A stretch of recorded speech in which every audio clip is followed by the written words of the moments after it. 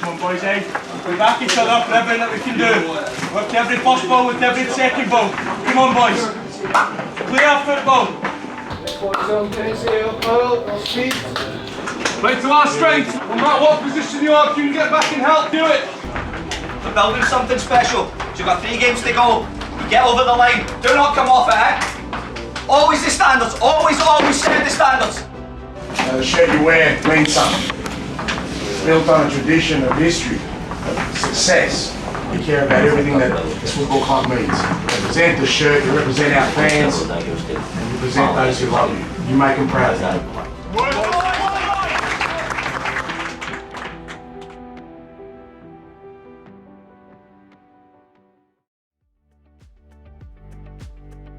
What always struck me was when I came across people who were what I would call visionaries or people who stood out from the rest. They were always doing things in a different way, but with a purpose, you know, and that's what I wanted to do. I didn't just want to play football that was maybe in my eye pleasing to the eye, but wasn't going to be successful because A, that wouldn't be sustainable for me. I wouldn't have a career.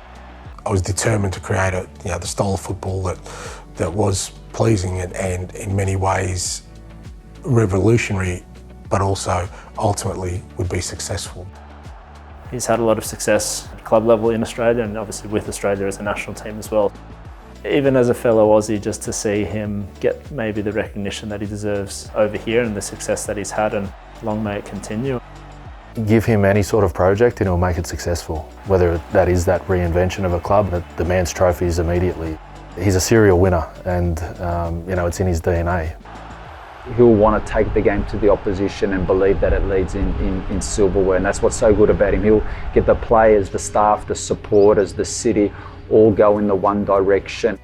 The one thing I know about Hange is he's a serial winner. He's going to win wherever he goes and his track record will speak for itself. At every club, whether it was here in Australia or overseas, he transformed those clubs through his character and his determination, his fierce competitiveness and a style of play that won over the supporters and also led to them winning titles. He's got a brilliant balance of when to speak and when not to speak, and I think that keeps everyone on edge as well. He very much trusts his senior pros as well to get around the young lads and show them the right way and show them how to behave and how to train, and I think that's important in any good team. As much as anything else, I love to win. I think that's where you get the enjoyment of seeing people's hard work coming to fruition. So, everything I've done towards the game style and the philosophy around the way we want to play, it's always been with the end goal of, I want to make this as unstoppable as it possibly can be.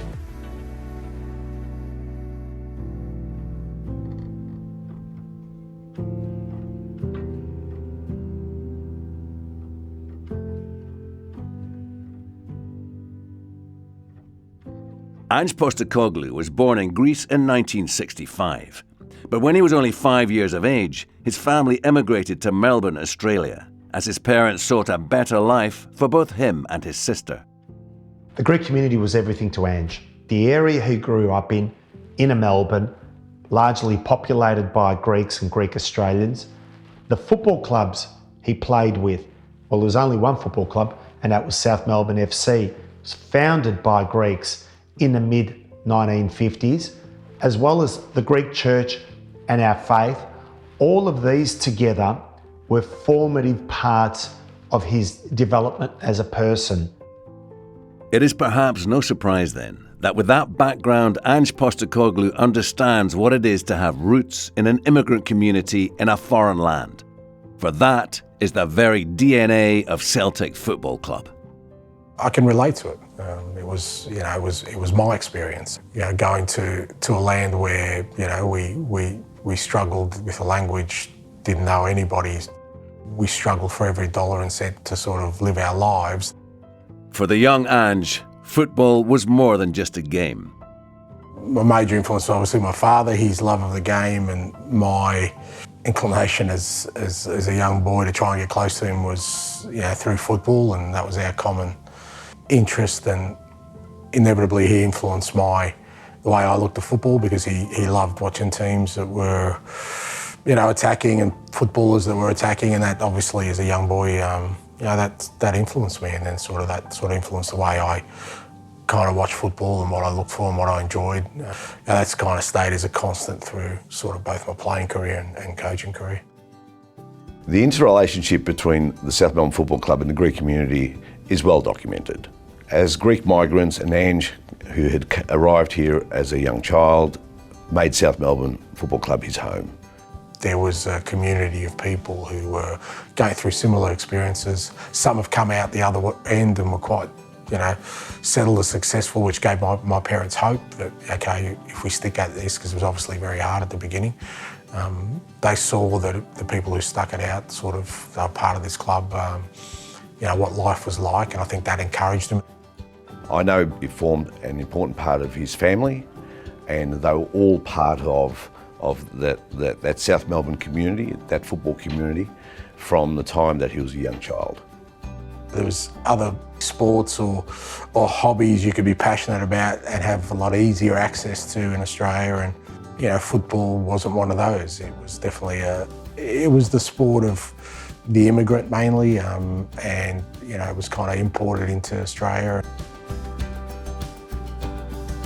There wasn't a lot of time for me to spend with my dad in terms of, us bonding or sharing moments together. It was, like I said, football was the one area where we could, share that time, and he wanted to instill certain values in me, and probably the biggest one he wanted to instill in me was that you had to work hard if you were passionate about something. By the age of 12, Ange Postecoglou knew that he wanted to be a manager. And remarkably, an opportunity to test himself arrived early when he took on the role as a coach for his contemporaries in the high school team. I was totally obsessed with the game, and not just playing the game, but reading about the coaches and the tactics and everything that goes into it. So when I went to the school and it was totally disorganised, I couldn't do it. That wasn't, it didn't sit comfortable with me. So, I wanted it to represent everything that I knew about the game, and for me it was, being organised, to have a system to be, to play the game a certain way even at a young age. And I think it's bizarre to me why, but people actually listened to me back then. So. From high school to South Melbourne FC, Ange became a one-club man, winning trophies and becoming captain. I remember Ange telling us about his time with Ferenc Puskas as the coach of South Melbourne FC. And Ange telling us how Puskas continuously reminded him and the other players about move the ball, enjoy your football, go out there and entertain. And that's what Ange does.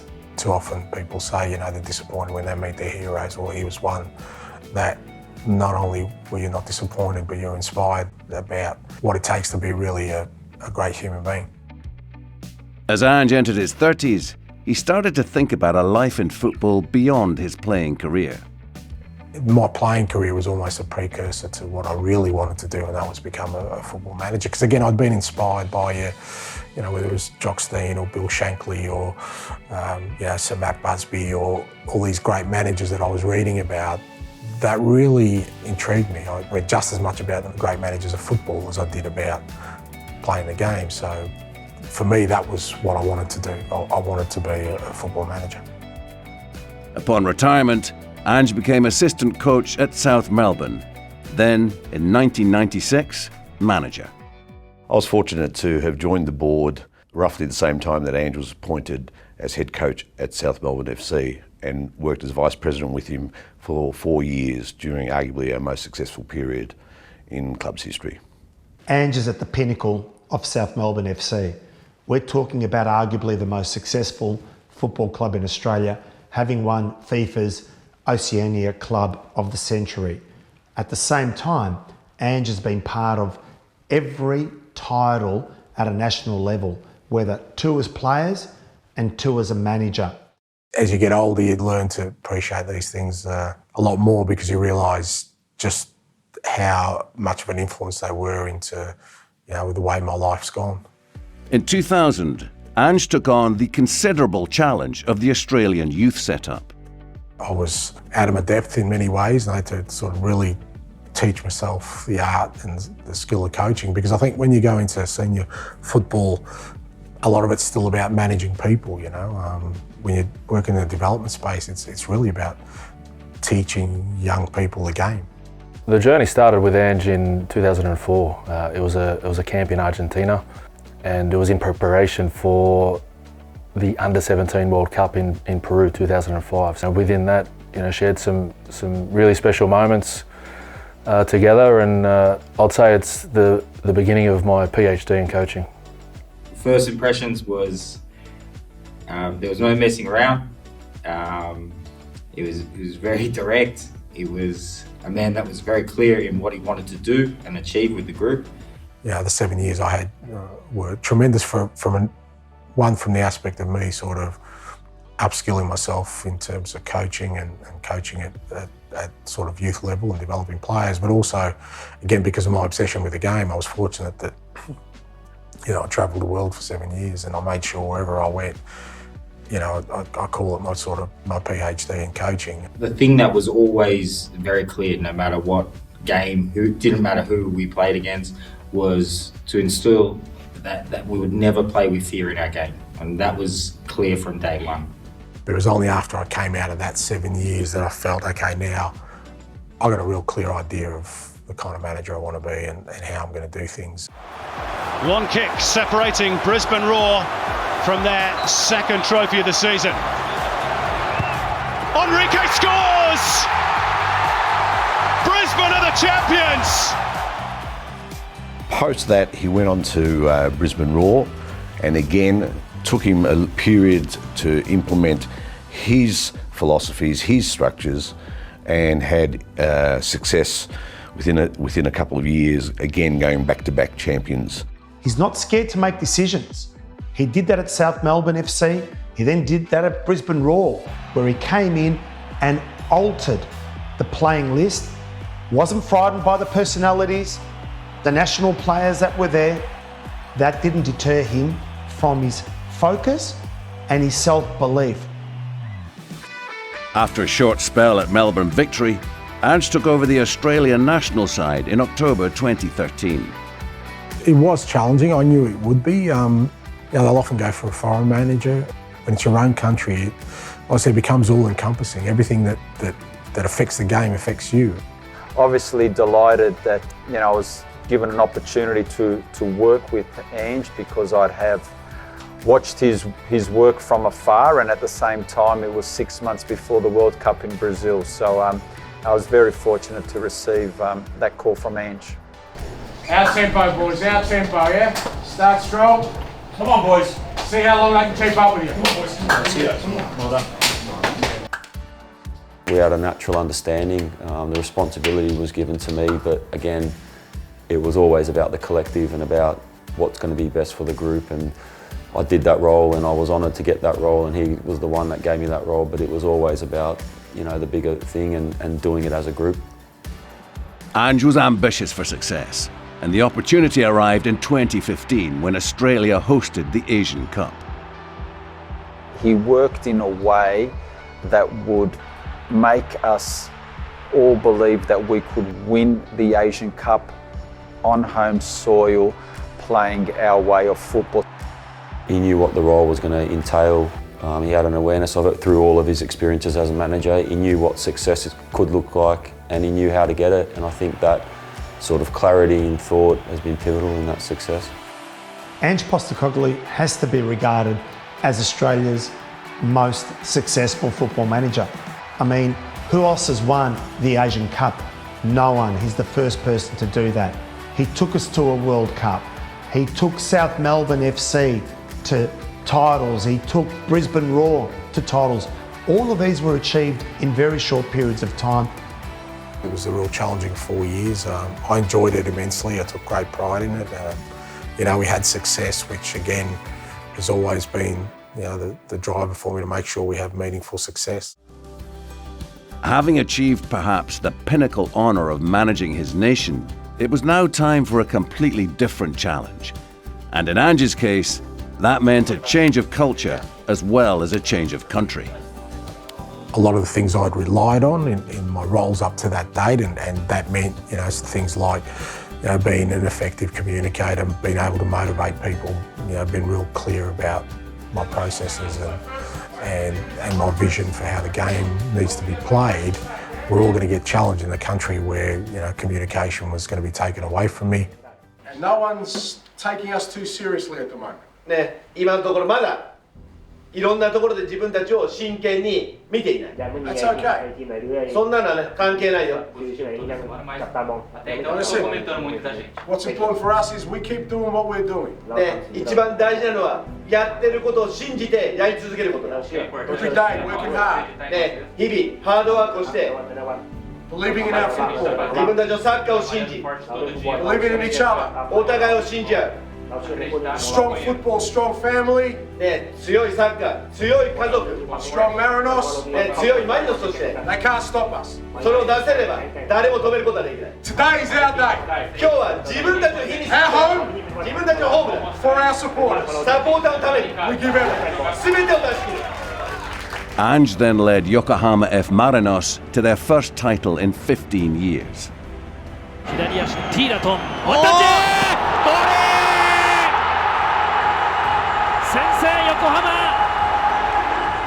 The style of football that was played for 2018 and 2019 and the way that football got built, turned into success, was enormous for the country. It's definitely left an impact in the country, and Ange has left a massive imprint into a great football club. There's no question with the language barriers, the cultural differences between Australia and Japan. It's a testament to his strengths, strength of character, focus, objectives, that he was able to achieve what he was able to achieve in Japan. We had almost 4 years, 3.5 years there, and it was enormously satisfying that, I guess from a personal perspective, that I was able to conquer those things that I wanted to, but more importantly, just seeing the impact that had on not just the club, but the whole league there, in terms of the style of football we played and the success we had, you know, it's something that was obviously very special. Celtic announced that Ange Postecoglou was to be the club's new manager on the 10th of June 2021. He was a bit of an unknown quantity to the Celtic support, but one man knew him well. I would say there was an element of surprise, but just from the perspective that it was maybe a little bit unknown to people this side of the world, and but from a footballing perspective, then no, because I knew he had immense quality. He's made for the big stage, and I think at the time he took over Celtic was for that football club the right time, and they found the right leader and the right coach that could bring him back to where they belong. You know when someone like Celtic Football Club is interested and they are potentially giving you an opportunity. Of course I was thinking, wow, what a fit this is going to be. We'd been tracking Ange for some time, and we were aware of his qualities as a leader, a coach and as a person. So we were confident and we believed in Ange that he would come here and bring success back to the club and to take us forward. Media reaction in Scotland to Ange's appointment was in some quarters dismissive, but the new man in charge was in no doubt that he was ready for the job ahead.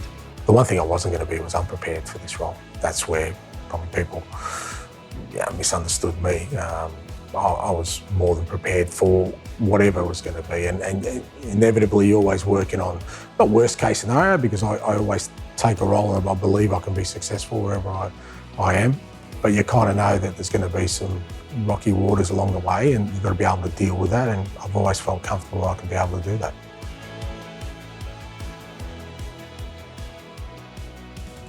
The first meeting we actually had a Zoom call, believe it or not. The manager was in isolation at the time, coming over from Japan, but was very calm, very calculated, very measured in everything that he was saying. I think earlier it was just a case of him kind of laying out his vision and his plan in terms of how he's seen things, panning out both this season and going forward. He's very clear in that. He spent a lot of time with us in terms of, what he wanted from us, what he expected from us. Okay, we'll go with our combination play. So again, what's important? Ball speed's very important for us. Ball speed's number one. Even when we're keeping possession, I want the ball to move slowly. What does that mean? When we pass it with purpose. We need movement, so the next pass is always available, and not too many touches on the ball. 1 or 2 touches. I was aware of some of his work. I've actually seen a couple of podcasts, so I was aware of his teams, and obviously when I got word that he was coming in, just spent a bit more time analysing his teams and how they played, and straight away I was thinking, you know, this is going to be exciting. I think the players will enjoy this. Come on, last 5 minutes of the game we score. We want to win. Come on, let's go. Last 5 minutes of the game. We want to win. And the biggest thing I would say that he had straight away was buy-in from everybody. Very clear, very consistent in what he was looking for, which for us as coaches and as a staff, it was great for us. Everyone's well aware I came here by myself. I didn't bring a group of people with me that could potentially spread the message a lot easier. I wanted people to see me. We score our goals. We score our goals, we play our football. Okay? Everybody on the ball. Everybody sharp.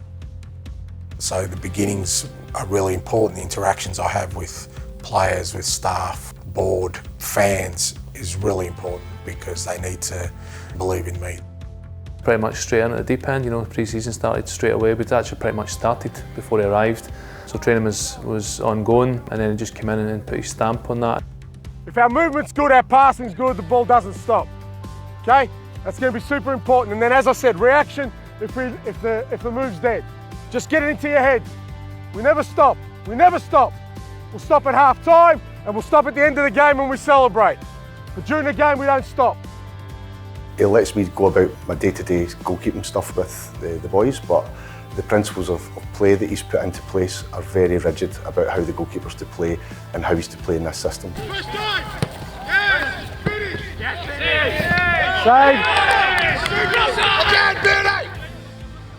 He always gives the responsibility to the staff as well. You know, he's got his moments where he'll come in and he'll certainly say what he needs to say and he'll stamp his authority in that. You know, he expects everyone else to then carry that message forward for him. I wanted to make sure right from the start that it was crystal clear that this is who we're going to be. Don't worry about the challenges we're going to have to overcome to get to that space, but from the first day, this is who we're going to be.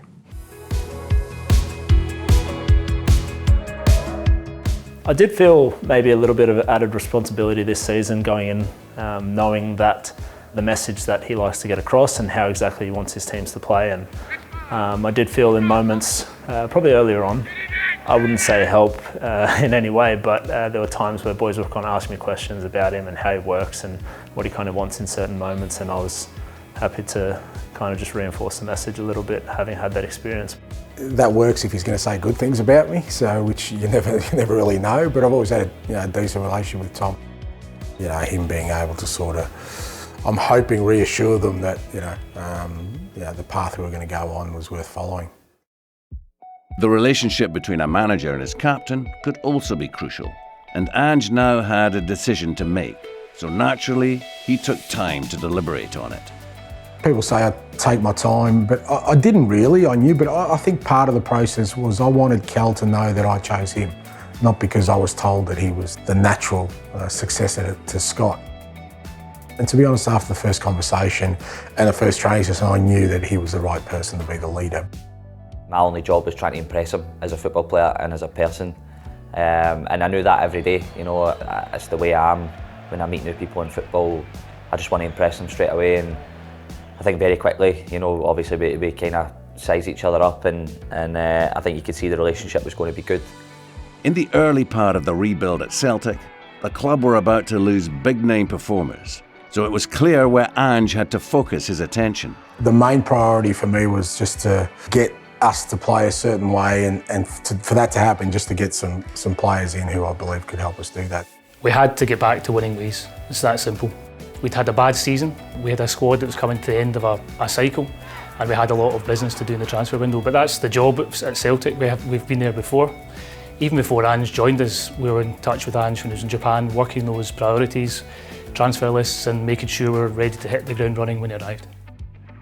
It was a learning process for all, regardless if you've played the amount of games that Callum's played or if you were just signing it. It was getting new ideas on, and it was about buying into it, I think, was the big one. And I think everyone did that from early on. For myself, you know, the other full-backs, they had to adapt to the way, you know, the gaffer wanted to play. It was obviously difficult at the beginning. It's a completely new way of playing, but I've absolutely loved it. You know, learning that new role, you know, at times going inside and then obviously having to link up with your 10 as well in terms of when, you know, them coming out and me going in or vice versa.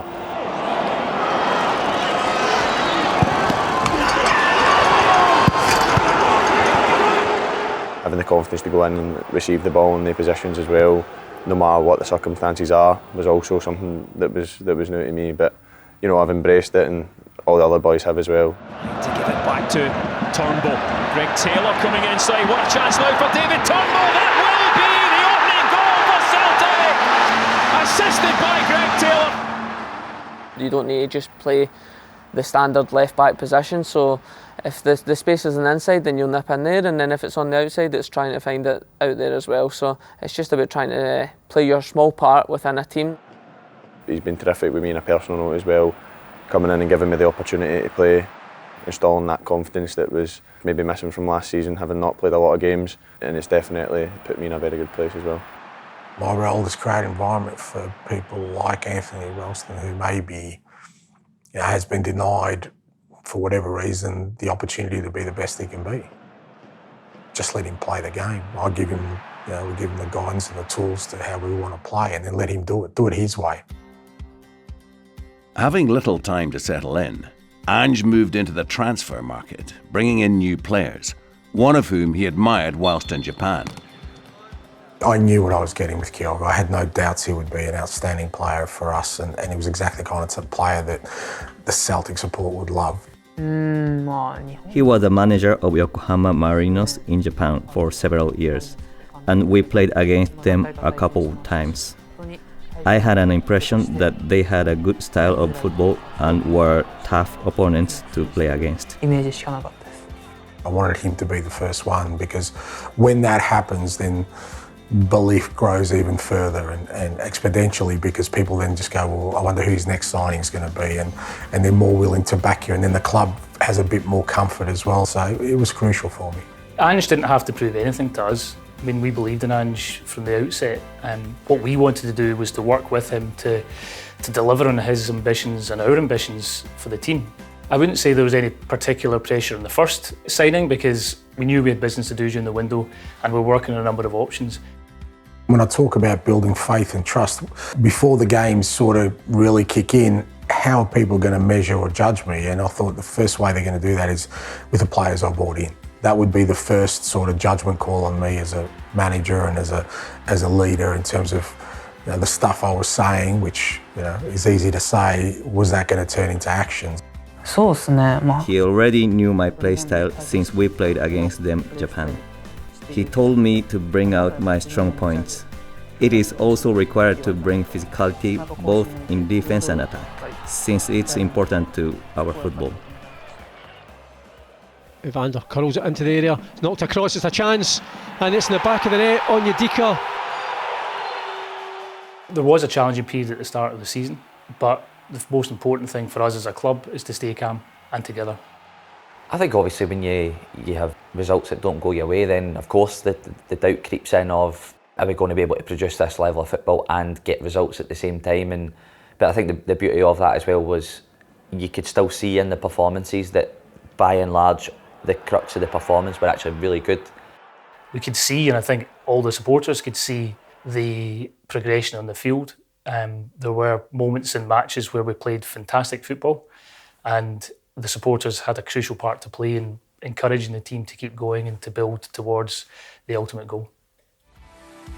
Ange continued his rebuild and turned to an experienced pro from the English Premier League as his last line of defence. I had a year left at Tottenham. I got told in pretty much no uncertain terms by the manager at the time there that he had no interest in me being involved in his plans. So obviously Spurs wanted me out. I think they made a few people aware, and obviously Celtic showed interest. So me and Ange had a pretty upfront conversation. I had to get guys who I felt maybe had a point to prove, who maybe haven't had the right opportunity or the right environment for them to sort of flourish. Players who were ambitious, they had to be coming here for the same sort of reasons probably that I came here, is that there is an opportunity to build something special and a platform to do that. And that's your major motivation. Finish it, forward! Well done. I knew it was going to be a challenge because the style of play, like I say, is so reliant on the goalkeeper doing things very specifically. And Ange was very insistent that we got Joe Hart and we got him to play this way. Yeah! Hit something, Joe! Make a play! No! It was about picking the right players to play the football I want, but also the right kind of personalities. Because when you're building a team and you're building an environment, you're building a culture, you're building a dressing room, the person is just as important as the player. And then in August, the supporters had a chance to see the potential of Ange Postecoglou's football philosophies. There's Kyogo! He looks up, he finds Kyogo! It's as easy as that for Celtic! And it's a chance for Tom Rogic! Oh, it's a lovely reverse pass! And there's the hat-trick from Kyogo! The cross is a good one. Ralston is there! What a goal! No problem from French Eddie. 6 of the best for Celtic. Well, I still cannot believe it. I was happy to score 3 goals in this home game. Despite the stadium not being full, a lot of people came and I had a great debut. My teammates provided me a number of passes and I just needed to finish. I really appreciate my teammates.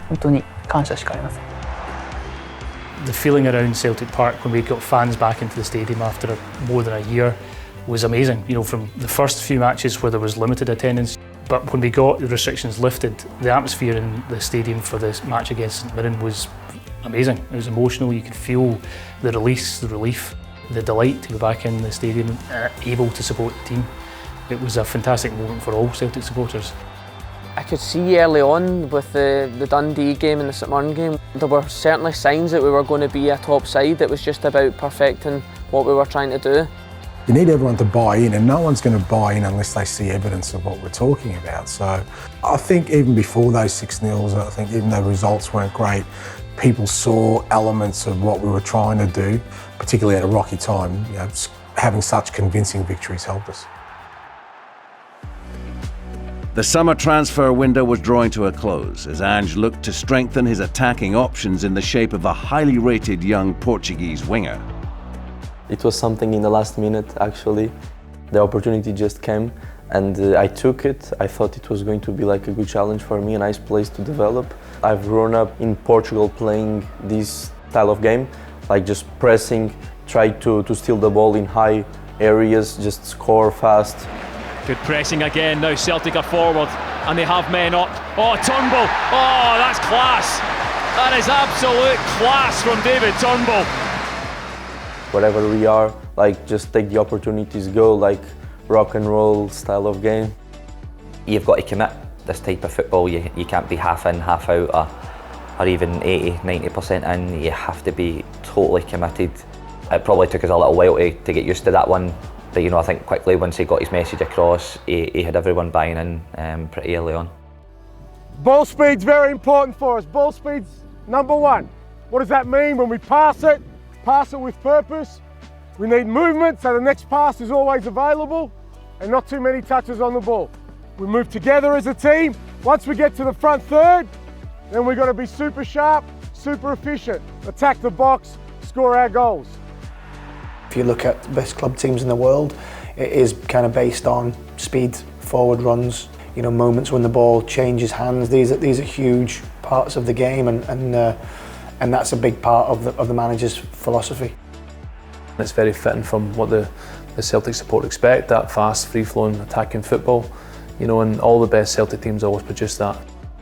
I think the beauty of our football is when people come and watch us play, players play with the freedom to play the game the way they want to play it. So you need your players to be able to find solutions, play the game on the run while they're out there.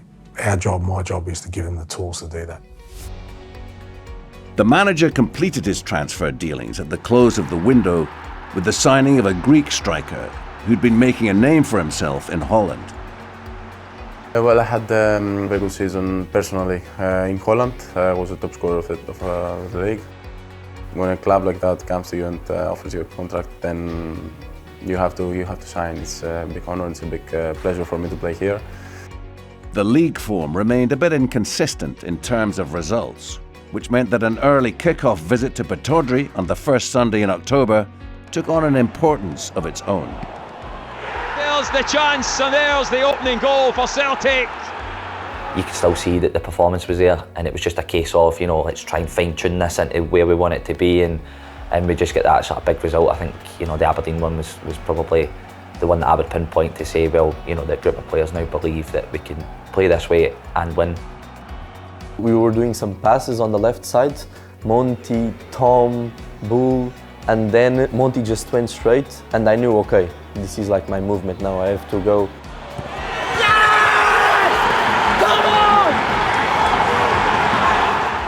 Those are the kind of things we do in training, so in the pitch, after that, it's just natural.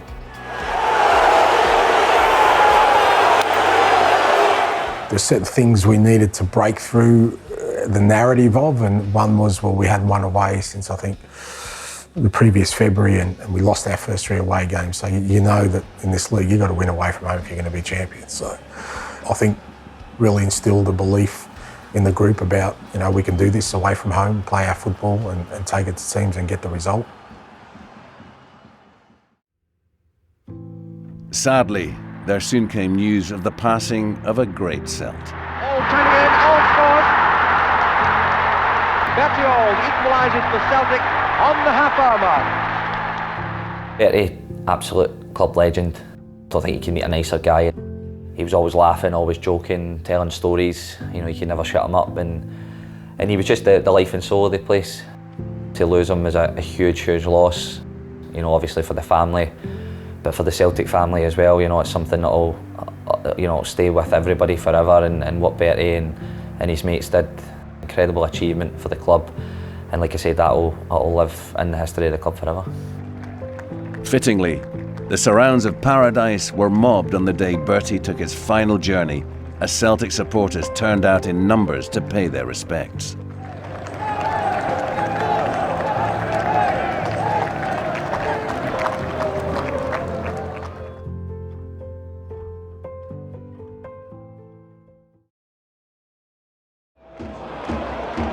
It's a great ball, it must be, it's a finish for Abada. 20 minutes on the clock here in Dingwall, and that's exactly what Celtic have needed. Here comes a corner, and it is an equaliser for Ross County, and it's their captain, Keith Watson. One final push. Corner kick from David Turnbull. We're almost on 96 minutes. It's a good delivery. It's headed clear. The shot comes in. It's blocked. Celtic still have it.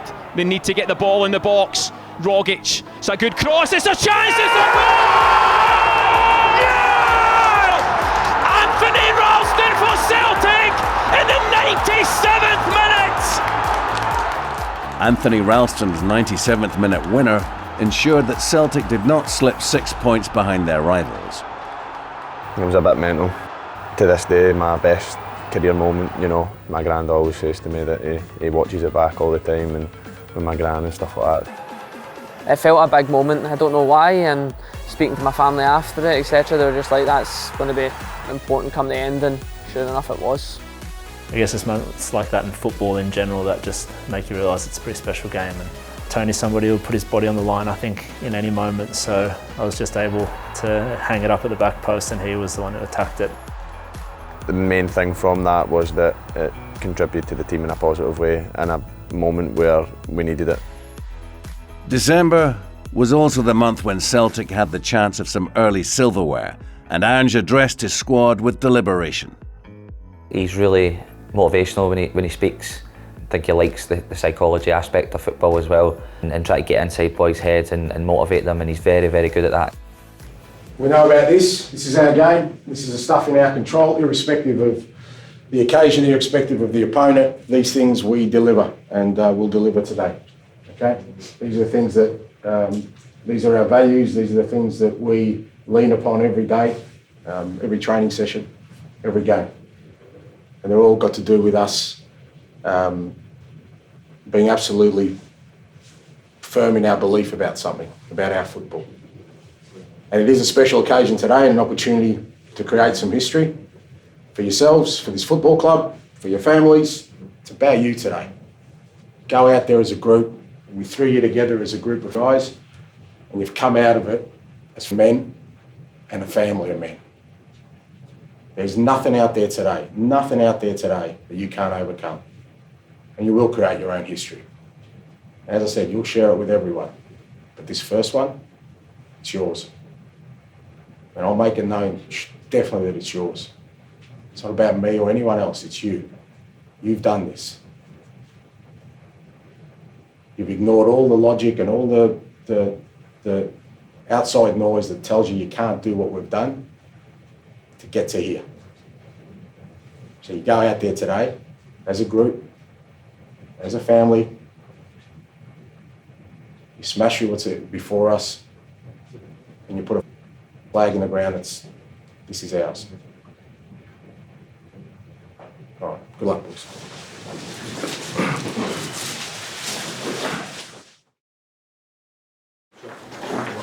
We don't need to do anything different, eh? The reason why we've been successful is because we've done all the stuff that we do. Just keep doing it, keep believing in it. If anything, today you believe in it even more. You believe in each other even more. You trust each other even more. I guarantee you we've got enough ability, enough heart, enough desire in this room to come back in with that trophy, eh? Like I said, at big clubs, you're tasked to win. We've got to be winners, eh? This group, we've got winners in this group, we just keep going. We go and show everybody that never gave us a chance at the start of the season. We're saying top 6. Now we can go and win a trophy at first time asking. That's how good this group is. So let's go and prove it today. You walk out there today, boys, feeling 10 feet tall. You know why? Because you're wearing a shirt and you're representing a club that's achieved the greatest of achievements. And you stand on the shoulders of the players who have achieved all that before you. So you walk out there feeling invincible, 10 feet tall. At the end of the game, Cal lifts up the trophy and you walk back in here, you're going to be a little bit taller because you'll be standing on what you created, on what you did, and you'll have added to this football club. Good luck, boys, come on. Well, the anticipation reaching peak levels, the volume turned up, the nerves buzzing amongst the players.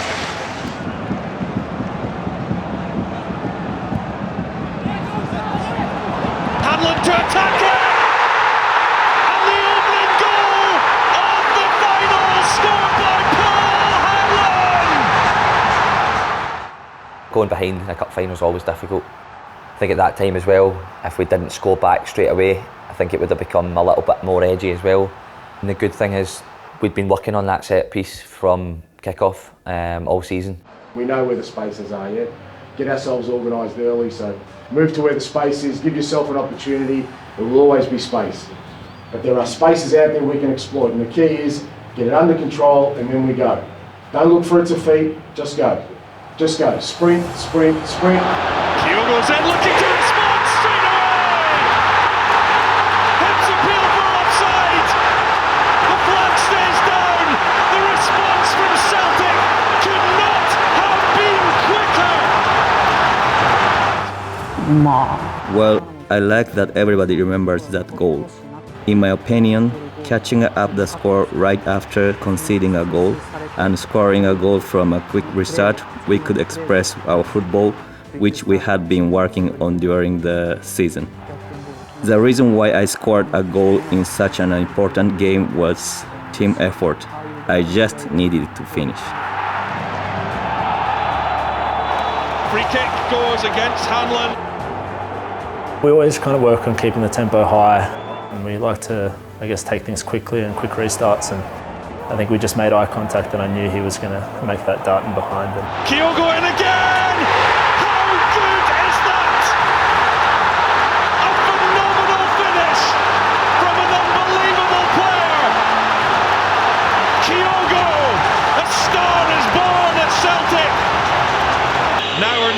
Hibernian, who played the 5 additional minutes, but sets up Newell. What a hit, what a save! What drama at the end! They're getting ready to celebrate once again. They got so used to the feeling of winning trophies. Celtic are back in the business of delivering trophies. I think that's a really big moment. Anyone who's new to a club, big moment for the manager. To have proof in what you're doing straight away just gives you a little bit of breathing space. And not that we needed it, but I think it was important. Callum McGregor will hold it aloft.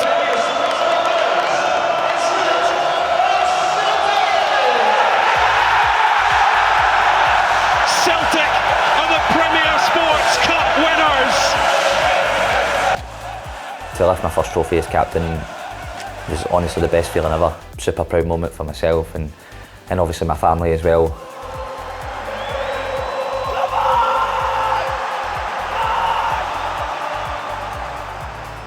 We were delighted for Callum to lift his first trophy as Celtic captain. Callum's given so much to Celtic over the years, and this year he stepped in and has led us in a fantastic way. More importantly, it was about the team as well, you know, to get the first one together, and as a group, you know, everybody goes, right, we can be successful here and everything we're doing is working. We had to get back to winning ways. Celtic can't go too long without winning silverware. The manner of winning the game showed the character and determination of the team and gave us a taste of what was to come. It was perfect for me because, I said at the outset that this football club cannot go 2 seasons without success. It just cannot happen. As a club, our football was pretty good. It was just before we sort of got really hit with massive injuries. So it was Kyogo and Dave Turnbull's last games, before a lengthy absence, but they were in great form at the time. And we keep going down this path, more to come. We give our supporters the joy that we needed to this year. And that gave us the platform then to say, okay, well, whatever we build from now on is going to be a bonus because we've had the success already. So it was perfect timing for us. In the winter break, Ange quickly tied up Daisen Maeda, with whom he had worked with before at Yokohama F. Marinos. At the same time, he added Ryo Hatate and Yusuke Itaguchi, also from the Japanese league, whilst at the end of the month, he moved to bring Matt O'Reilly from MK Dons. January ended up being a real pivotal month for us, I think. The group we got together up until then was doing remarkably well, but we were relying on too few. That was very evident. It's why we were getting injuries. Hatate. But it's opened up for him to have a go. Oh, wow! How did he have a go? That is simply stunning! Sitting down with Michael and the club and Chris and thinking, okay, well, we're going to have to do business in January. Let's do it early. I know what I need. I know what I want. To the club's credit, they backed me 100%. We had done a lot of work in the summer and that work doesn't stop. Along with Ange, we identified a particular market where we believed there was an opportunity as their season was coming to an end, and we were able to get those deals done early, put us in a great spot for the second half of the season. Tom Rogic, chance for Maeda! The perfect start to his Celtic career! As we work together in Japan, we know each other well. He knows my play style and private life. How should I say? I feel like he's my father. The guys got in early, they hit the ground running, and if you look at the impact they all made as soon as the resumption, take them away from the equation, because then, the likes of Kyogo and Turnbull and all these guys were still out at that time. There's no chance we would have been able to be successful. The new recruits had, as the manager said, hit the ground running, and a Rangers draw at Ross County meant that the Celts could close the gap to just 2 points, provided they could beat Dundee United at home. And here comes Celtic again as the fourth official goes to gather his board down the right-hand side. It's a chance for Abada! He scored! Abada has scored! We're into added time! And Celtic have the breakthrough! The injury time winner against Dundee United set the Celts up for a midweek derby night showdown under the lights of paradise. We know that winning takes us top for the first time of the year, but also you know that defeat probably means we won't be able to bridge the gap because it would have been 5 points. The atmosphere that night was just unbelievable.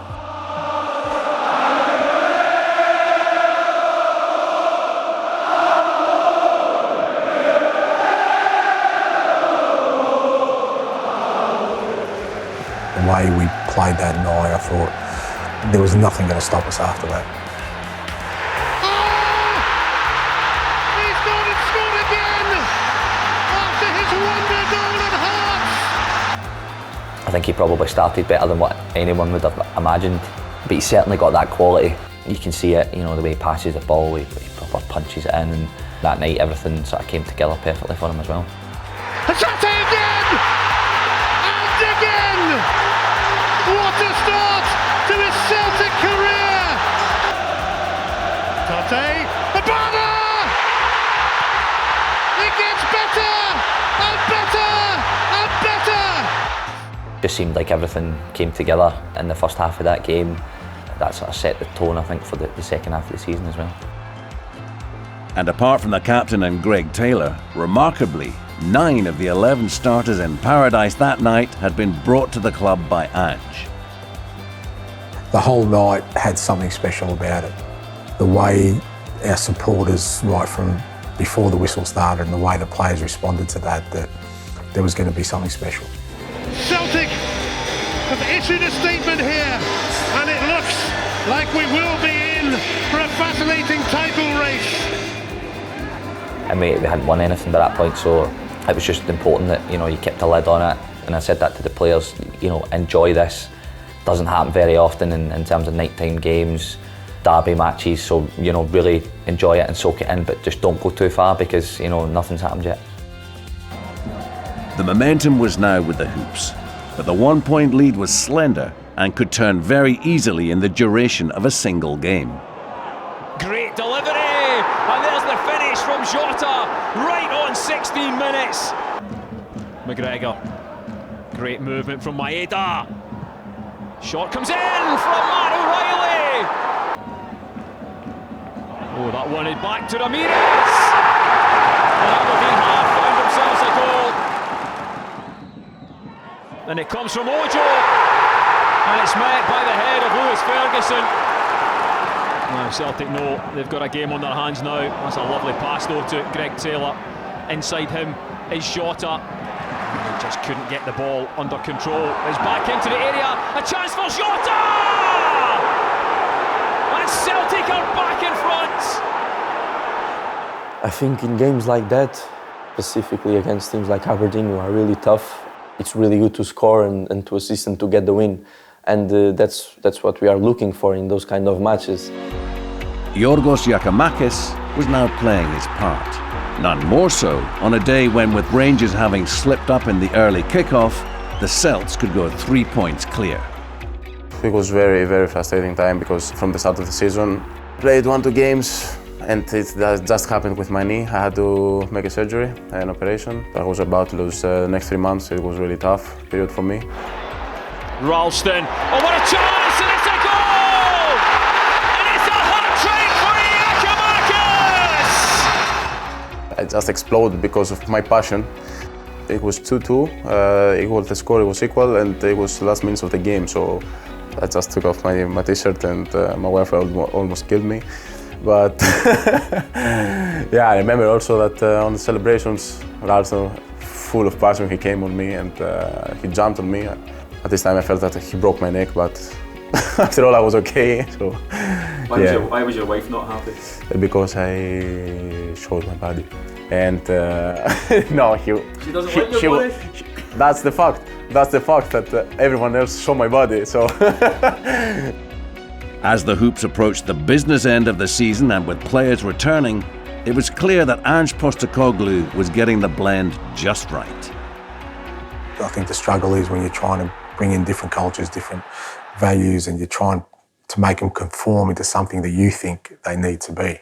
So just allowing people to be themselves, but with a, like I said, a common belief, a common sort of cause in that, I think helps you create a good dressing room. Coming in probably on his own is probably the thing that stands out above most, because It's the way he likes to operate in terms of getting the best out of people and probably getting the best out of himself. You watch him at Celtic FC, you are watching a fast-paced game, quick movement of the ball, all of the things that I believe he's learned himself from some of the greats of football like Ferenc Puskas, and he's taken them to another level. Everywhere he goes, he's a winner. He will make the whole football club at Celtic believe that they can win any tournament, cup that they go into. He'll want to take the game to the opposition and believe that it leads in silverware. It really is exciting watching his coaching style at Celtic FC, and is he getting the results that he deserves.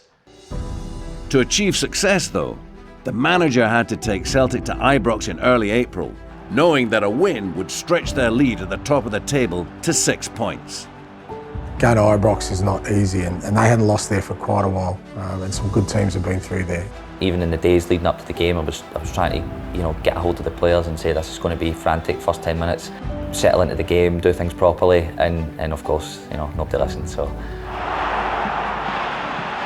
Ryan Kent is round the back, and it's turned in! We had 700 there supporting us who sounded like 7,000, and the players again found something inside them to rise to that occasion and take that challenge on. Terrific this from McGregor, and Rogic! It's blocked! Atate! McGregor saves, and Rogic has put it away! And how about that for a rapid response from Celtic?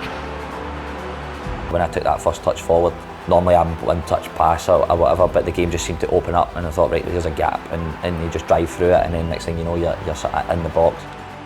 There wasn't too much going through my head other than, all right, we're back in the game, we're 1-1, let's just focus and get back to playing the way we know how, and the way that's given us so much success to date.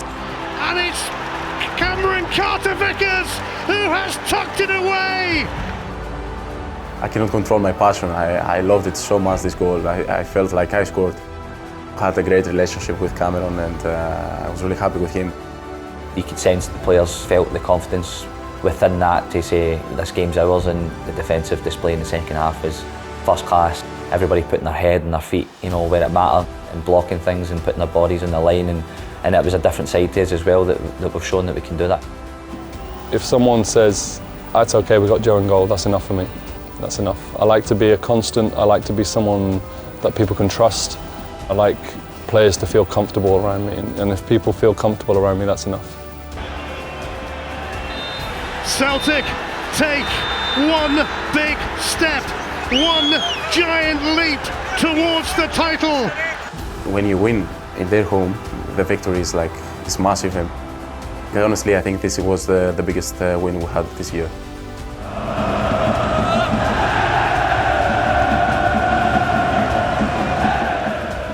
That day just cemented to the boys that they're not going to let this go.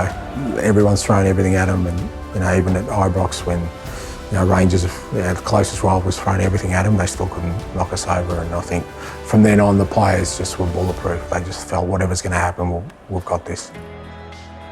The countdown to the title was on, and with the final Glasgow derby of the season on the horizon, Celtic went to Dingwall again, looking to maintain their 6-point advantage. Great ball, what a chance, what a goal! And who else? It's Kyogo! Well, he's back in the starting lineup this afternoon for the first time since December. During the time I could not play football or be with my teammates, I was frustrated because we could not play together. However, the manager and teammates told me to stay close to the team, so that made me glad. Watching everyone fighting, working hard gave me energy. I wanted to get back to the pitch as soon as possible. I got support and help, and I feel happy and thankful for that. Inside the final 4 minutes of the game. Good first touch, and a chance! And it's off the bar, and it's brought home by Jota for a second goal for Celtic! It was a bit late, to be honest. I know maybe the hearts of the Celtic supporters were not good that moment, but ours was, and I think that's the most important thing, yeah. I just go mental, I just go blind, and I don't even care. I just want to celebrate, and whatever comes to my mind, I just do it. As I've been telling before, this is like a marathon. So these games don't decide either if we are champions or they are champions. Midas cross! And Jota is there to score! Every game is important, so of course that game was really important in this last stage of the season, but all the others are as important as that. Later that night, the Celtic support reflected on another foreign coach who had attained legendary status by securing the double within his first season. At the Celtic Player of the Year evening, his family accepted the Special Recognition Award to remember Wim Jansen. I actually got a text message a couple of weeks ago, I think it was maybe doing its rounds on social media, but just how similar the two seasons were, goal scorers and all these things like score lines, and Celtic went on and did a cup double, and it was incredible, you know, just reading it. I was like, seems as if it was photoshopped a wee bit, but it was actually brilliant to read. Other notable awards that evening went to Lille Abada, who was named Young Player of the Year after a breakthrough season, whilst the top goal scorer award went to Kyogo, who also picked up the goal of the season for his instinctive lob in the Premier Sports Cup final. However, on the night, just as with the Scottish PFA, Callum McGregor was the choice of his fellow professionals as Players' Player of the Year, and the Celtic support for Player of the Year. So it's always nice to get that recognition, but you know, I'm not one of these guys that like to take, you know, these individual efforts. You know, my game's based around making sure the team perform. I think Callum identified early that his first responsibility as captain was to be the best player he could possibly be. And then after that is to lead in his way, not to try and be Scott or try and be anyone else. As much as he admired those people, you know, I think he was comfortable enough in his own skin to say, well, I'll do it my way. I remember I was doing some medical exams in Paris. I got a text from Callum McGregor saying like, just welcome to the club, whatever you need, just to tell us, we are here to help you. And I was just very, very good welcome. The one thing he has done is been true to himself. There was nobody better, certainly in our eyes as a staff. The manager obviously wanted to assess it, but there was nobody better that was going to be the next captain of the football club than Callum. And he's been a hell of a find in terms of coming through our academy and coming in to be a crucial part of, you know, what Celtic is and the success we've had. But again, it's another step, you know, in terms of taking on that responsibility of being Celtic captain. You think of the players who have done it in the past, you know, huge names. He's an icon to everybody that supports the club, and there's certainly nobody any better at this moment in time than Callum. And again, for someone who comes from a very good family, I think it shows, you know, he's very humble, he's very assured, he's, again, fitting in the values of this club. With 3 games left to play, a 6-point lead, and with a goal difference of +19, it was clear that a win at home to Hearts would take Celtic to the very threshold of the title. In terms of them, wide areas, they've got some tricky ones, Mackay in particular. So again, in wide areas, we know the constant is we want to be aggressive, but we don't want to overcommit. So hold it there. So when you're getting out here, we don't want to stand here. Because if we stand here, they'll get into the box or they'll cross. We don't want to do that. We want to get close enough where we get their head down, they can't cross the ball, and they can't dribble us. And then their next option is they've got to go back. If they go back, then we can squeeze up and put pressure on them. So don't overcommit. At the same time, we can't be passive. Don't let them in the box. Stay strong in here. Make sure we've got our 3 defenders plus 1 or 2 midfielders. Might even be a winger who needs to be in there. We haven't been beholden or attached to the result all year. What does that mean? That means that if that's the most important thing, if we're just chasing a result today, if we're just chasing a win so we can get another bit closer, what's going to happen? What's going to happen? What's going to happen is that at 0-0 we'll be nervous. At 1-0 down, we're going to think, oh, we've got to do something different. At 1-0 up, oh, we've got to hold on to 1-0. And we haven't done that all year. Have not done that all year. What we have done is focused on what's important to us, what we believe in. We want to put in our best performance today, play our best football today. I want us to get to that finish line smashing through it. We can do it. You've got it in you. You've got the energy, you've got the football ability, you've got the commitment, you've got the attitude, you've got the togetherness, you've got everything. Now, how often do you see in bloody marathons, guys are exhausted, but the winner, you know, when he gets to that last 10 metres, he finds that energy just to run through that line. We've done the marathon, we're down in the last 10 metres, we can see the finish line. No one's catching us, trust me, no one's catching us. All we need to do is win, but is that enough for us? No, it never has been. That's what we want to do, that's our intent, that's what we're going to try and do, and that's what we will do. All right, let's go.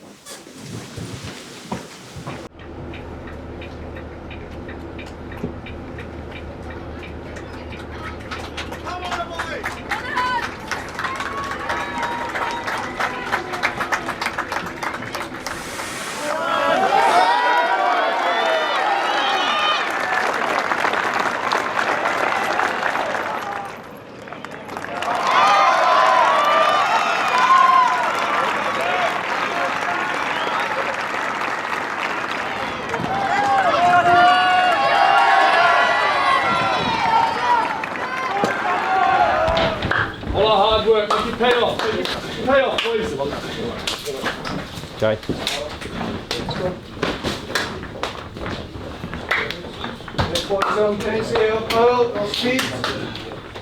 Get their heads down, make them hit aimless balls, and they can come again and again. Hardy, organise behind it, mate. Yeah. Be on it, boys. Structure of the team's always there, eh? Structure's there to help us. Give yourself to the team, don't be selfish. Keep passing the ball. Play with intensity. Come on, shoot every game with them, eh? 3 games to go. You don't want to be finished, eh? We're building something special. So you've got 3 games to go. You get over the line. But you got one eye on next year as well, eh? We come back, we keep working together. Do not come off it, eh? Always the standards, always set the standards. Within the group, it's been so good, eh? Do not come off it the last 3 games. You go and lift that trophy in a couple of weeks' time, eh? It'll be worth it, all the hard work, all the sacrifice, everything we do for each other, it'll be worth it, eh? So we got to play like that today. Play with that intensity, like it means everything to you. Come on, we do that, we'll be absolutely fine, come on. Okay, hey? Standards. Let's keep talking about it, yeah? Now the shirt you wear demands certain standards. It has expectations on you every time you put it on. What kind of team we are, what kind of people we are. And that's what we bring. That's what we add when we put this shirt on. What this team is doing. What this team has done. What this team is about to do. You care for each other. You care for this football club. You care about everything that this football club means. You represent the shirt, you represent our fans, and you present those who love you. You make them proud today. Good luck.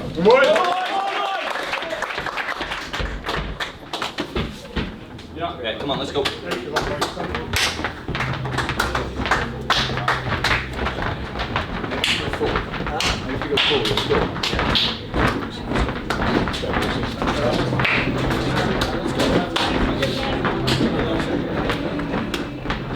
Stuck in, guys. Come on, lads. Let's go, let's go. Let's go, come on.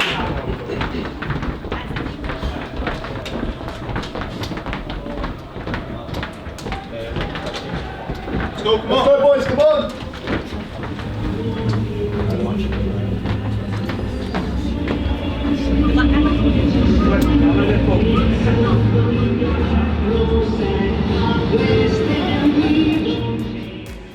You could sense, even in the stadium amongst the fans, that there was a nervousness there. Let's just get this over and done with, and you go a goal behind.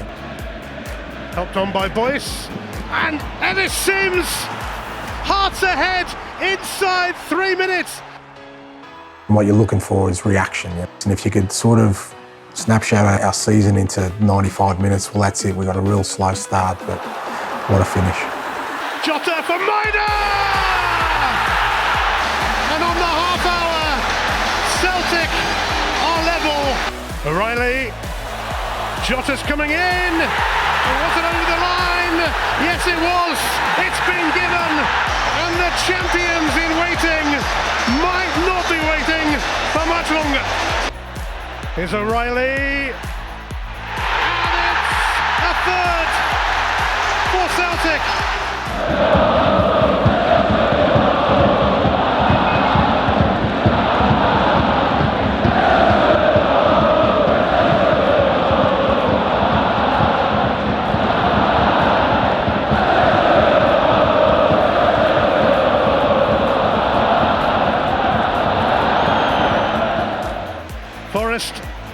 Giakoumakis, Hatate, it's a good save. Abada didn't get there ahead of Cochrane, but it's swept in anyway by Giakoumakis. This game didn't start too well for Celtic, but then nor did this season. But now they are hurtling towards the title.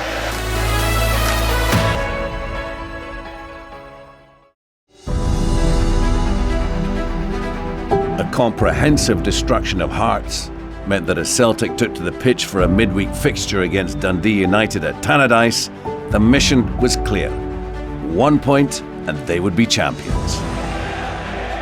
Here's Liel Abada, now Anthony Ralston trying to take it to the byline, does well, a great cross. And it's finally the opening goal for Celtic!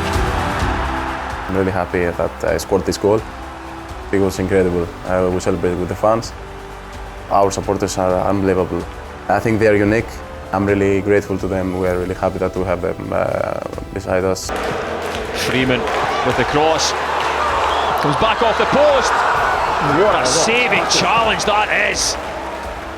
It hurt. It did hurt at the time, even with the adrenaline. And in that moment, I started shouting because, you know, there's a lot of emotion that goes into it and things. And Joe done the same back, and then he just started flinging some haymakers at my chest.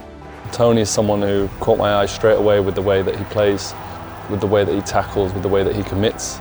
It's the kind of player that's not necessarily in the game so much anymore. You know, that was a big moment in the game. I thought I'd give him a few jabs. The first few were fine, and then it was kind of the last one, which was like a right hook. It kind of caught me, and even in that moment I went, that was quite sore. Like, that was a hard one. Oh, long range effort. What a strike that is. It's the first title at the first time of asking for Ange Postecoglou. His reign as Celtic manager begins in the most perfect fashion. And then when the final whistle went, you know, the sort of result just went totally out of my head, and I was just absolutely delighted, buzzing.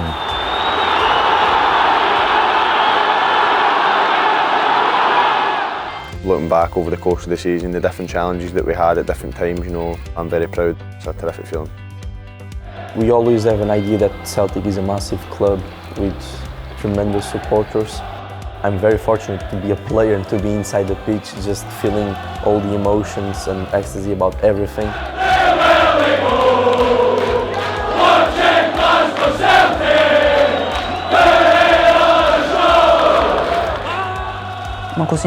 It was my first time winning a league title. I was happy from the bottom of my heart to have the result of what we have been working towards during this season together. It was an away game, but we were well received by our supporters. I was delighted.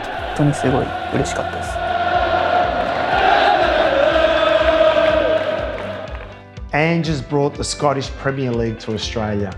We're all watching Celtic FC now, at home, talking about it at work and at the pub.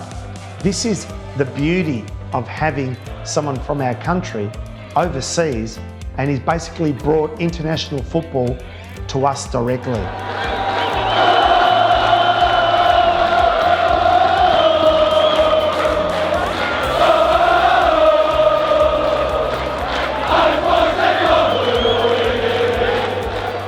The fact that they've got a couple of songs about me makes it special. Yeah.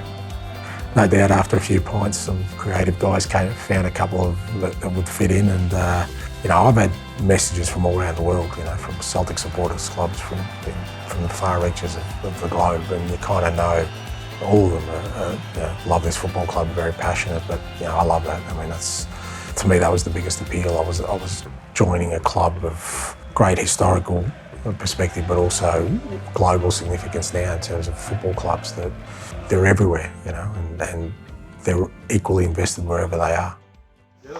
Popping and spray!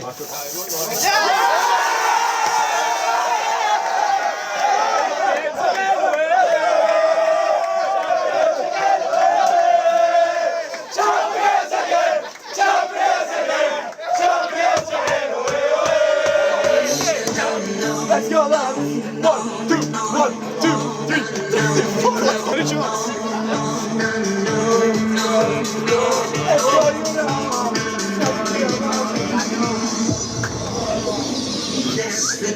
For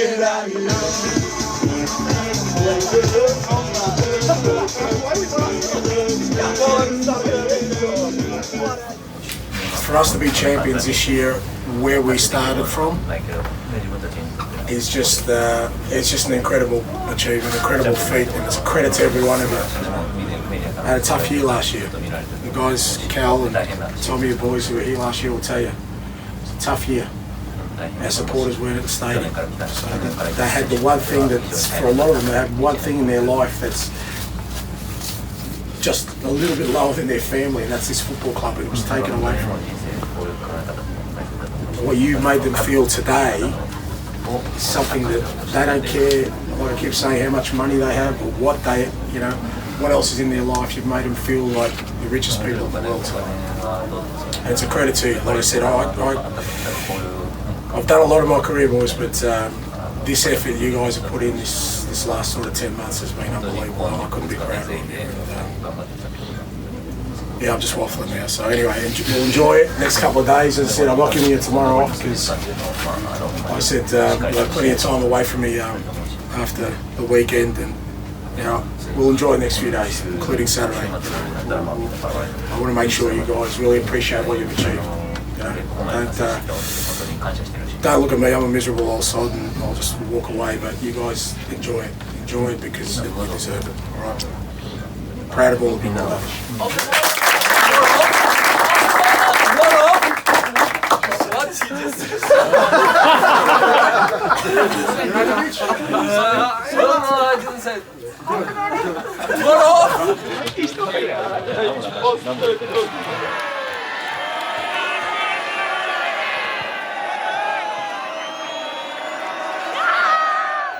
There was a real party atmosphere, but we knew, obviously, you know, it's an hour and a half back. It's a Wednesday night, whatever, and then they said that the crowd's starting to build, and we were like, you know, that's great, but we didn't really have much to offer. And then when we walked out, and it was chaos, but it was good chaos, all good spirit.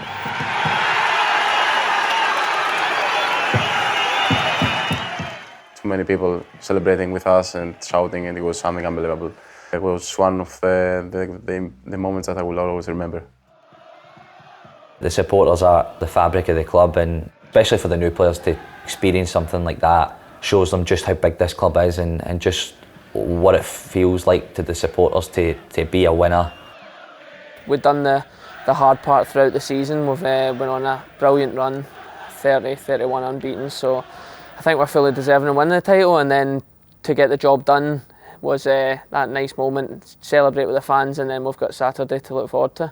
I want to say thank you from the bottom of my heart for all the support you've given me, the players, and everyone else. And we'll enjoy tonight, and then we'll come back Saturday, and we'll enjoy it again. Thanks very much, and see you on Saturday. Yeah. With the title secured, the team could look forward to Trophy Day in paradise, whilst also saying goodbye to some valued friends.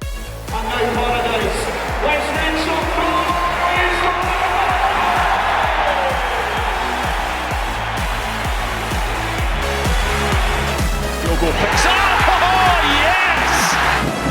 Turnbull, lovely play from Turnbull! A top from Ralston towards Kyogo!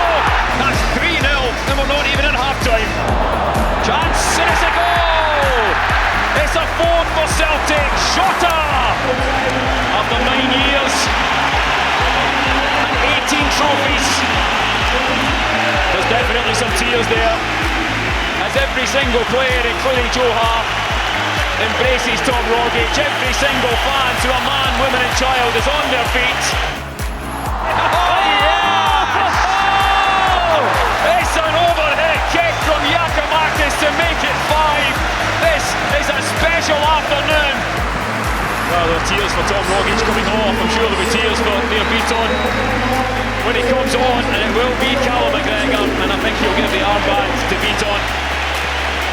9 years at the club, 16 major honours in a Celtic jersey. Nir Bitton has done his bit. Oh, Maeda, chance at the far post. Oh yes, it's a second goal for Giakoumakis, and a Celtic. And that will be the final goal of a title-winning season. A good way to put a seal on the 90 minutes, which have now come and gone.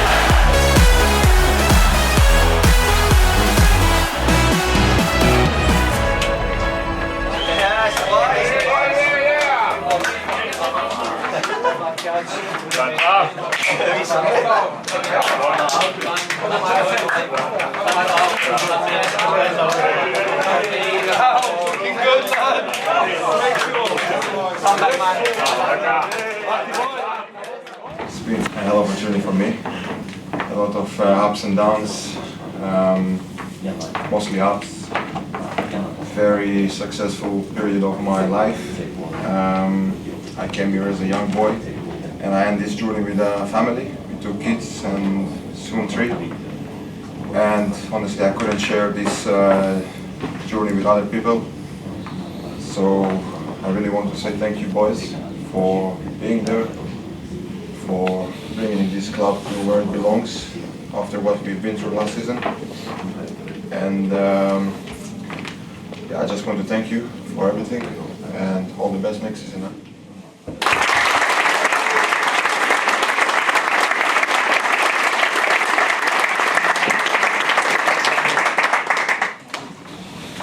I don't want to cry again, but you will.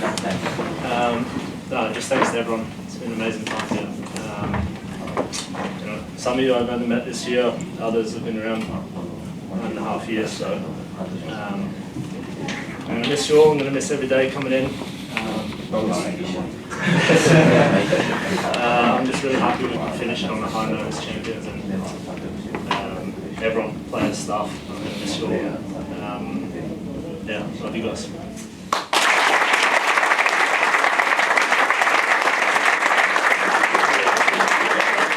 For one last time, carrying the Cinch Premiership Trophy itself, please welcome Neil Beaton and Tom Lynch.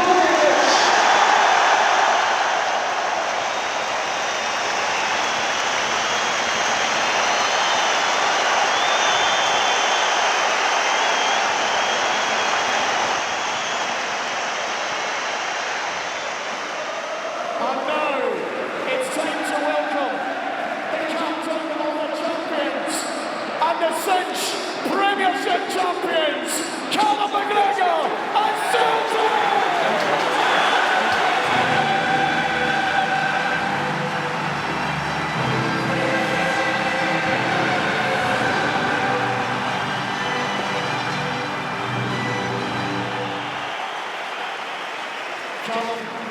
The saying is, we never stop.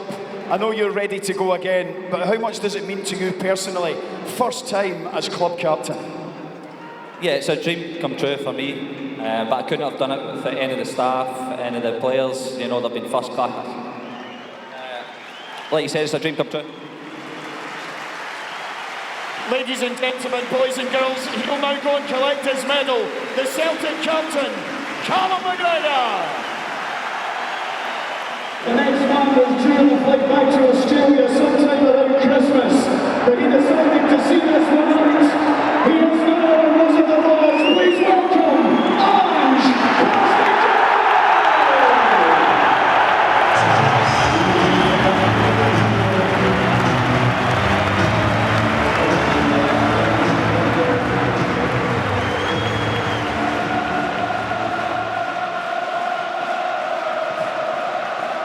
Ange, as I said in the build-up there were many in Scotland who had almost written you off after a handful of games here. So I'm going to leave it to you to see what this means to you, what it means for your squad, and what it means for this club going forward.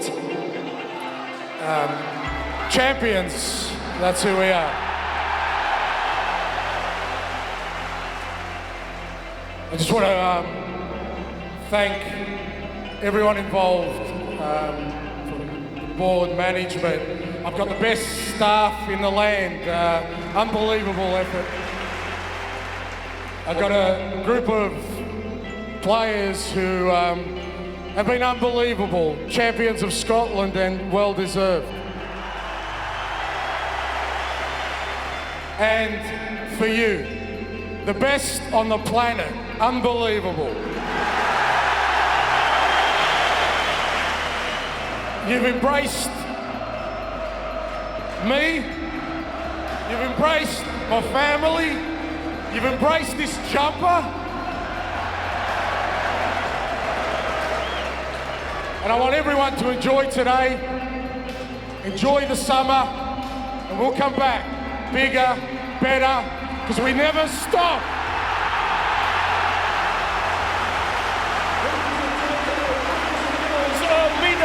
Ange Postecoglou!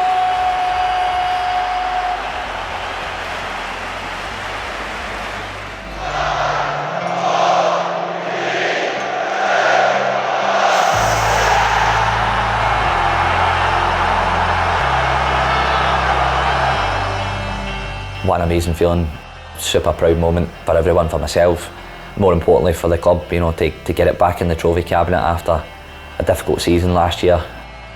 The group of players, the manager, the staff, everybody has come together in a huge effort.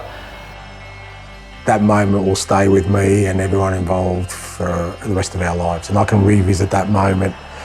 You know, whoever I talk to about it will bring those feelings back, and that's where the gold lies. That's why we do what we do. It was a really great achievement for Ange, the players, the staff and the supporters, and we pulled together this season to deliver the league title back where it belongs. My dad, in his mind, this was the end game, to get to a big club in Europe. And Celtic's definitely in that category, and he would be enormously proud. With so many new players, I think what you get is a freshness and a hunger to do well. That's where the magic lies. It lies with everybody doing that little bit extra, and that's why you become champions.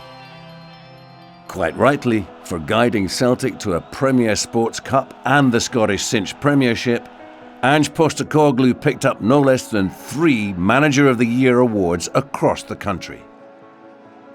The individual stuff is nice, but they're nice for me and the group and my family, but you know, you want to share in something special, and the special stuff is the stuff you do collective, you know, winning trophies for this football club, because then that involves staff, players, everyone involved, our supporters. They're the truly special things that drive you. Of course, winning title is amazing. However, his personality is even more special. He's a man with a talent to cheer others up. This is, I think, what makes him special. You could see that connection between the supporters, Ange and the team, that was so important to our progress throughout the season. Ange has brought an identity to the club, the way he wants to play football, the vision that he has for his football teams, and to see that it works, you know, pretty much everywhere he goes. The only award I was really favourite for was to be sacked by Christmas, and I didn't win that one, so I've done all right. Some would say more than all right, when you consider that Celtic scored 92 goals in securing the title. A remarkable 67 of those goals came from 10 new signings. From the 19th of September, Ange's men went on a 32-game unbeaten run until the end of the campaign, with 26 victories and only 6 draws, the form of worthy champions. It's a type of football I feel most players want to play. It's attacking, you're always on the ball, creating chances, and I think our fans this season have seen that. It's about believing in the team, believing in our philosophy, and that it's not just about getting a result on a Saturday, it's about something more than that, it's the performance. We had to build one day at a time, one game at a time. I think we did that. You know, we didn't panic at the start when things weren't necessarily going our way off the back of a difficult season. Trusted the process, believed in what the manager had for us, and we've done well. It was what I needed, to be honest. I was looking for this in my short career, so I'm just fortunate to be here and to be a Celtic player. I was determined to create a football team that would play football that our supporters would love and be proud of, and our players would buy into, and I want a better version of that next year. Now, you know, this version got us into a pretty good space. A better version, I think, will get us into a better space. In season 2021-22, Celtic had been relentless in their pursuit of the silverware. Last-minute winners, coming from behind, and the high-tempo, high-pressure football demanded by the manager sent the message out loud and clear to everyone. We never stop.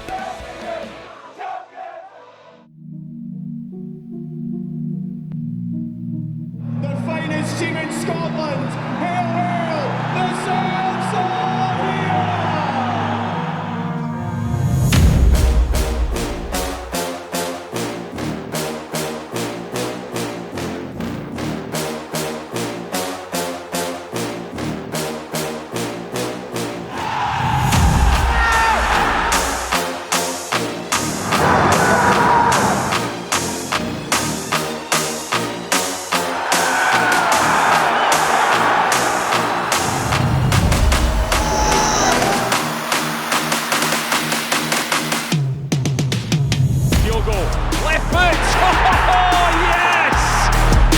Across, yes! And the goal from Jota! It's a chance, it's a goal! Kyogo is for the long! Beauty! Atati again, another goal! Ball breaks in the box, a chance and it's a goal! Cross and a chance finally, Giakoumakis with the finish.